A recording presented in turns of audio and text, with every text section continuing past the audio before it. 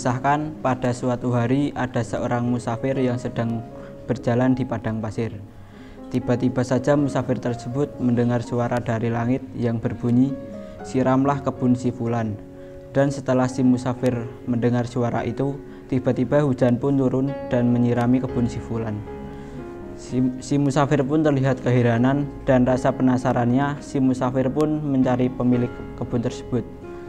Setelah si musafir bertemu dengan si pemilik kebun, dia pun bertanya kepada si pemilik kebun. "Siapa namamu?" tanya si musafir tersebut. Kemudian si Fulan pemilik kebun tersebut pun menjawab, "Mengapa engkau bertanya tentang namaku?" Si musafir pun menceritakan hal yang baru saja ia alami. "Saat aku sedang berjalan di padang pasir, tiba-tiba aku mendengar suara di langit yang memerintahkan hujan untuk menyirami kebunmu. Dan tidak lama setelah suara itu, hujan pun turun. Aku sangat penasaran, amalan apa yang engkau perbuat?" tanya si musafir. Kemudian si pemilik kebun pun menjawab, "Mungkin karena aku sering menyedekahkan sepertiga tanaman yang tumbuh dari kebunku, sepertiganya lagi aku buat makan bersama keluargaku, dan sepertiganya lagi aku biarkan agar hewan-hewan memakannya." Jadi hikmah yang dapat kita ambil dari cerita ini adalah bersedekahlah karena Allah akan menggantinya dengan hal yang lebih baik. 3 binatang bertemu. Pertama, rayap buku yang setiap hari memakan buku-buku di suatu perpustakaan. Seekor cecak yang tinggal di sekolah, serta seekor tikus yang tinggal di rumah ibadat. Ketiga hewan tersebut bertemu dan saling mengobrol. Rayap buku, "Aku tinggal di antara tumpukan buku dan makan buku-buku, kok enggak pintar-pintar ya?" Cecak, "Aku juga. Saya setiap hari mendengarkan guru yang mengajar. Kenapa aku tidak pintar ya?" Tikus menanggapi, "Aku juga punya masalah. Aku tinggal di rumah ibadat, tetapi tetap saja aku tidak menjadi hewan yang suci." Kesimpulan dari cerita di atas adalah pengetahuan, kebijakan, serta pencerahan dimulai dari dalam diri kita, bukan dari luar. Tempat, teman, lingkungan tidak akan otomatis menjadi Anda lebih baik kalau tidak ada kemauan dari dalam diri sendiri. Alkisah ing setunggaling desa menika wonten seorang gadis ingkang merupakan pendatang baru wonten ing desa punika. Gadis punika gadis ingkang kaya raya, ingkang gadhahi rumah mewah, mobil mewah, lan sedanten ingkang serba mewah. Ananging gadis punika namung tinggal kiambakan wonten ing desa punika. Rumah sang gadis punika bersebelahan kalian rumah peyot milik seorang ibu-ibu miskin. Suatu ketika, listrik wonten ing desa punika pejah. Lajeng si gadis punika matosi stok lilin ingkang sampun sengaja dipun siapaken jauh-jauh hari sakderenge pindah wonten ing pelosok desa punika. Sawektal matosi lilin, tiba-tiba wonten ingkang mengetuk pintu rumah sang gadis punika. Ternyata tamu menika inggih menika seorang ibu miskin tetangganya. Ibu miskin punika lajeng tanglet marang sang gadis. "Gadah lilin napa mboten?" Nah, sang gadis punika lajeng berpikir, "Wah, niki nek kula ngaku gadah lilin, mesti ibu niki bakalan tuman. Nggih pun, kula tak ngaku mboten gadah lilin mawon." Dengan wajah ingkang judes, jutek, sang gadis menjawab, bilih piyambakipun mboten gadah lilin. Mendengar jawaban si gadis punika, ibu miskin lajeng berkata riang, "Niki kula gadah lilin, mang beto panjenengan mawon. Kula khawatir nek jenengan mboten gadah lilin." Seketika hati gadis pun tersentuh, merasa bersalah. Nah, dalam linangan air mata, sang gadis pun memeluk ibu miskin punika. Hikmah ingkang saged kapendhet saking cerita punika inggih punika, kekayaan menika boten bergantung seberapa banyak yang kita punya, tetapi seberapa kita mampu untuk berbagi kepada mereka yang tidak mampu. Miskin bukan berarti boten memiliki nunapa-nunapa, dan kaya bukan berarti punya segalanya. Mungkin dinten punika kita saged wonten ing nginggiling tanah, ananging esok lusa pasti tanah yang akan di atas kita. Terima kasih. Diceritakan seekor burung merak yang sangat sombong. Pada suatu hari di sebuah pedalaman hutan tinggallah seekor merak yang sangat angkuh dan sombong. Kesehariannya lain mencari makan, ia lebih senang berjalan-jalan untuk menjumpai binatang lain dan hanya sekedar menyombongkan keindahan yang dimilikinya. Saat berjalan-jalan di tengah hutan, ia bertemu dengan bebek dan seperti biasa ia langsung menyombongkan keindahan yang ia milikinya. Ia merantangkan bulu lebar di depan bebek itu. "Hai bebek, lihatlah aku, apakah kamu memiliki bulu yang indah sepertiku?" kata merak. Bebek yang tidak suka berdebat, ia memilih diam dan pergi meninggalkan merak itu. "Ah, kamu ini memang bebek yang sangat jelek," ujar merak meninggalkan bebek. Tak lama kemudian ingatlah bangau dan seperti biasa ia langsung merentangkan bulu yang lebar di bawah sinar matahari. "Lihat bangau, lihatlah aku, apakah kamu memiliki bulu yang indah sepertiku? Aku menunjukkan kemewahan seperti pelangi, sedangkan bulumu kusam kelabu seperti debu," kata merak. Bangau pun juga merantangkan sayapnya lebar dan terbang ke atas. Di atas bangau berkata, "Hai merak, lihatlah aku, apakah kamu bisa terbang sepertiku? Jika bisa, ikutilah aku," kata bangau. Merak pun hanya bisa terdiam sendiri terpukau melihat bangau karena ia tidak bisa terbang seperti bangau. Hikmah dari cerita tersebut adalah janganlah kita menyombongkan yang kita miliki karena mungkin saja mereka punya apa yang tidak kita miliki. Salah satunggaling cariyos Islami mitra Nabi inggih punika cariyos Abu Bakar. Abu Bakar inggih punika mitra Rasulullah Shallallahu Alaihi Wasallam ingkang kaping sepisan nyikep agama Islam. Piyambakipun wonten sosok ingkang remen bertafakur lan berkorban paling kathah wonten ratan Allah. Pramila Allah nyukani piyambakipun bebingah rupunipun pekat jiwa. Bebingah kasebat damel piyambakipun mangertosi Al-Qur'an langkung lebet daripada mitra ingkang ngertos lan lebeti tafsir. Kala ayat bab sempurnanipun agami mandhap mitra-mitra ingkang sanes rumaos remen lan bingah kejawi Abu Bakar.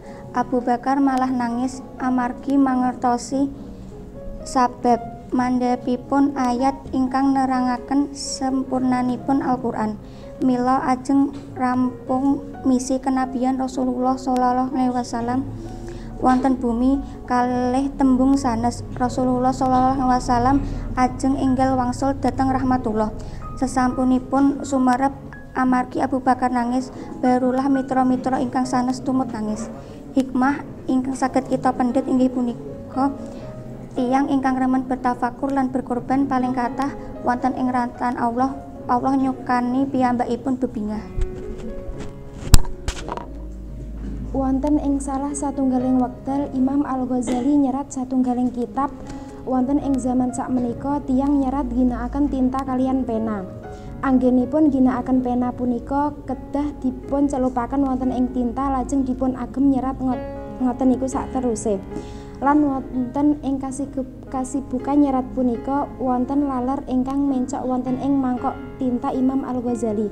Kadose laler punika ngelak banget sehingga laler punika ngombe tinta wonten ing mangkok niku. Mirsani laler kasebut ngombe tinta, lajeng Imam Al-Ghazali ngraos iba ananging Imam Al-Ghazali namung mendel mawon. Amargi Imam Al-Ghazali ngraosaken bilih laler niku nggih makhluke Allah. Mboten selang dangu Imam Al-Ghazali wafat lan dalunipun salah seorang ulama mimpi. Wonten mimpi kasebut sahabat tangklet, "Wahai hajatullah Islam, menapa ingkang Allah kersakaken dumateng panjenengan?" Al-Ghazali jawab, "Gusti Allah sampun maringke panggenan ingkang paling sae." Sahabat tangklet, "Menapa ingkang sampeyan tindakaken sehingga Gusti Allah maringi panggenan ingkang sae? Menapa keranten kealiman kalian kathahipun kitab-kitab ingkang bermanfaat ingkang sampun panjenengan serat?" Al-Ghazali ngendika, "Mboten, Allah maringi kasempatan kapurih laler mimik tintaku krana ngelak. Kawula nglakoni niku keranten kawula tresna dumateng makhlukipun Allah." Saking cerita kasebut kasebut waget kapendhet hikmahipun menawi kita sedaya kedah tulung tinulung sesami makhlukipun Allah, amargi kita namung nulung laler ingkang ngelak kemawon angsal ganjaran swarga, napa malih menawi kita maringi dhaharan kagem tiyang fakir, langkung ageng ganjaran ingkang kita peroleh menawi kita lampahi kanthi ikhlas. Diceritakan Imam Syafi'i bersama rombongannya berjalan menuju ke Madinah untuk berguru kepada Imam Malik.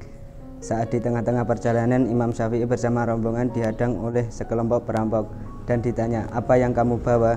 Imam Syafi'i menjawab dengan jujur, "Aku membawa uang 400 dirham." Karena perampok itu tidak percaya, perampok itu menyuruh untuk mengeluarkan uang tersebut. Ternyata benar, Imam Syafi'i mengeluarkan uang sebanyak 400 dirham. Dan pemimpin perampok bertanya, "Kenapa kamu berkata jujur padahal kamu tahu kalau uang tersebut akan aku rampok?" Imam Syafi'i menjawab, "Aku berkata jujur karena aku sudah berjanji kepada ibuku untuk berkata jujur kepada siapapun." Setelah mendengar jawaban Imam Syafi'i, perampok tersebut langsung bertaubat. Hikmah dari cerita Imam Syafi'i di atas adalah anak yang berbakti kepada ibunya insya Allah akan diberi keselamatan. Dikisahkan ada seorang gadis buta yang membenci dirinya sendiri karena dia buta. Satu-satunya orang yang tidak dia benci adalah pacarnya yang penyayang, karena dia selalu ada waktu untuknya. Dia berkata bahwa jika dia bisa melihat dunia, dia akan menikah dengannya. Suatu hari, seseorang menyumbangkan sepasang mata padanya. Sekarang, dia bisa melihat semuanya, termasuk pacarnya. Pacarnya bertanya kepadanya, "Sekarang kamu bisa melihat dunia. Maukah kamu menikah denganku?" Gadis itu terkejut ketika dia melihat bahwa pacarnya juga buta dan menolak untuk menikah dengannya. Pacarnya berjalan pergi sambil menangis. Tetapi sebelum menyumbangkan sepasang matanya, dia telah menulis surat kepadanya yang mengatakan, "Rawat mataku sayang." Kesimpulan dari cerita tersebut adalah tidak ada manusia yang sempurna di dunia ini karena kesempurnaan hanya milik Allah. Ketika keadaan kita berubah, begitu juga pikiran kita. Beberapa orang mungkin tidak dapat melihat keadaan sebelumnya dan mungkin tidak bisa menghargai apa yang ada sekarang. Ada seorang lelaki berusia 24 tahun sedang berada di kereta api bersama dengan ayahnya. Ia melihat keluar jendela kereta api dan berteriak, "Ayah, lihat pohon-pohon itu berjalan." Ayahnya tersenyum. Namun, pasangan muda yang duduk di dekatnya memandang perilaku kekanak-kanakan lelaki yang berusia 24 tahun dengan kasihan. Tiba-tiba lelaki tersebut kembali berseru, "Ayah, awan itu terlihat berlari mengejar kita." Pasangan muda ini tidak bisa menahan rasa risih mereka dan berkata kepada orang tua lelaki tersebut, "Mengapa Anda tidak membawa anak Anda ke dokter ahli jiwa?" Orang itu tersenyum dan berkata, "Saya sudah membawanya ke dokter dan kami baru saja pulang dari rumah sakit.